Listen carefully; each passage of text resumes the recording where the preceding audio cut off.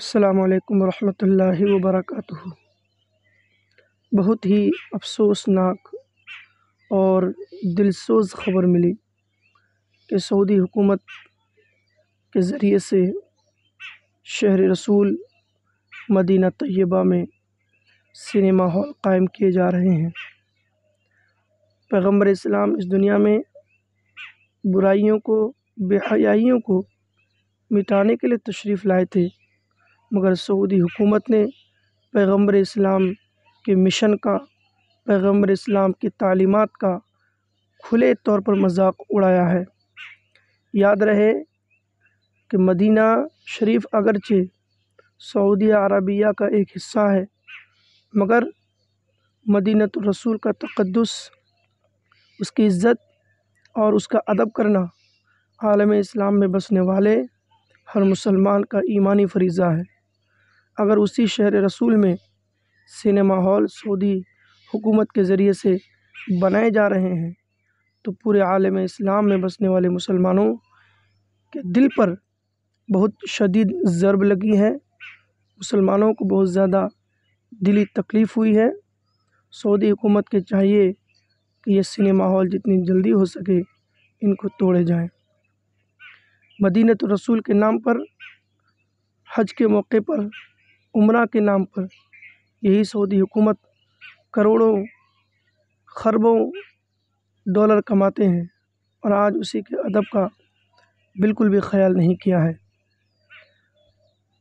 جتنی جلدی ہو سکے اس عمل پر، سنیما ہال کے بنانے کے کام پر روک لگنی چاہیے۔ قرآن مجید میں اللہ نے کہا، لا اقسم بہذا البلد وانت حل بہذا البلد۔ اے محبوب، میں اس شہر کی قسم اٹھاتا ہوں اس لیے کہ اس شہر میں آپ موجود ہیں۔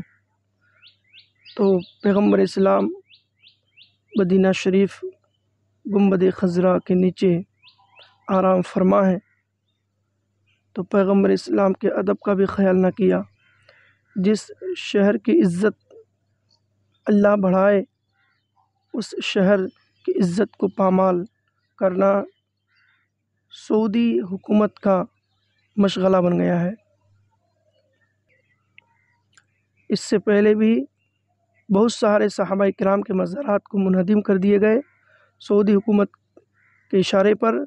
یہ بھی بہت ہی قابل مذمت عمل ہے، اور ایسے موقع پر اپنے آپ کو مسلمان ہونے کا دعویٰ کرنے والے نجدی وہابی اس وقت خاموش کیوں ہیں؟ ان کی خاموشی سے آپ ان کی غیرت ایمانی کا اندازہ لگا سکتے ہیں۔ پوری دنیا میں بسنے والے سنی مسلمان، ہندوستان میں مسلک اعلیٰ حضرت کی بینر تلے بسنے والے مسلمان عشق رسول میں ڈوب کر اس وقت پرزور طور پر احتجاج کر رہے ہیں۔ سعودی حکومت کو چاہیے کہ اس قابل مذمت عمل پر روک لگایا جائے، ورنہ پوری دنیا میں بسنے والے مسلمان اس کے خلاف احتجاج کے لیے کھڑے ہو جائیں گے۔